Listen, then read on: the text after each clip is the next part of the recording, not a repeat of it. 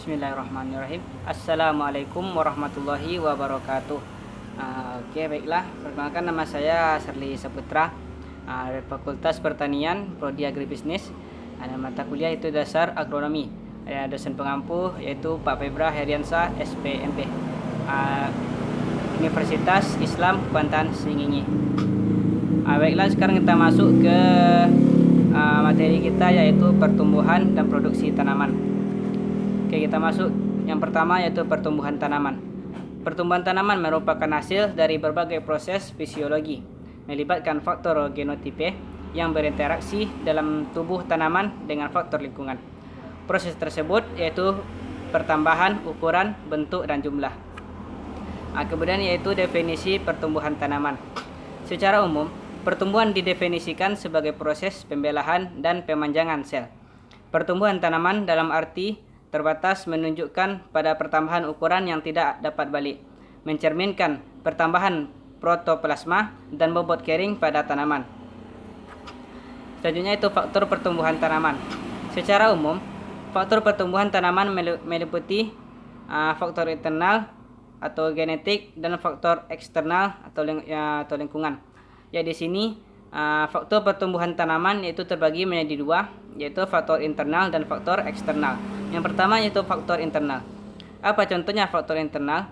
Yaitu ketahanan terhadap tekanan iklim, tanah, dan biologis, laju fotosintesis, respirasi, pembagian hasil asimilasi dan nitrogen, klorofil, karoten, dan kandungan pigmen lainnya.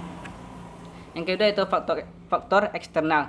Apa saja contohnya? Faktor iklim meliputi cahaya, temperatur, air, panjang hari, angin, dan gas. Kedua itu faktor edafik meliputi tekstur, struktur, dan bahan organik, kapasitas pertukaran kation, pH, kejenuhan basah, dan ketersediaan nutrisi.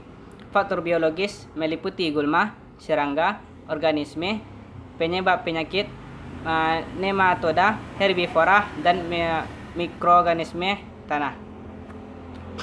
Selanjutnya itu dinamika pertumbuhan tanaman. Dinamika pertumbuhan tanaman adalah proses yang menunjukkan adanya dinamika sepanjang fase pertumbuhan tanaman. Secara khas dicirikan oleh fungsi pertumbuhan yang disebut kurva sigmoid.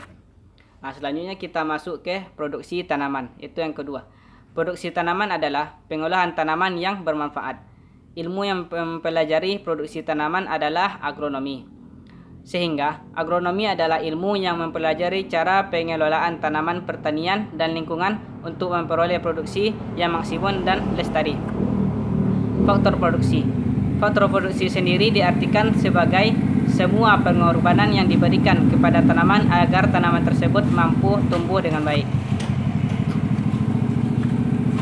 Selanjutnya yaitu menggolongkan faktor yang mempengaruhi produksi menjadi dua kelompok besar, yaitu yang pertama yaitu faktor biologis, lahan dengan berbagai kesuburan benih, pupuk, pestisida, dan sebagainya.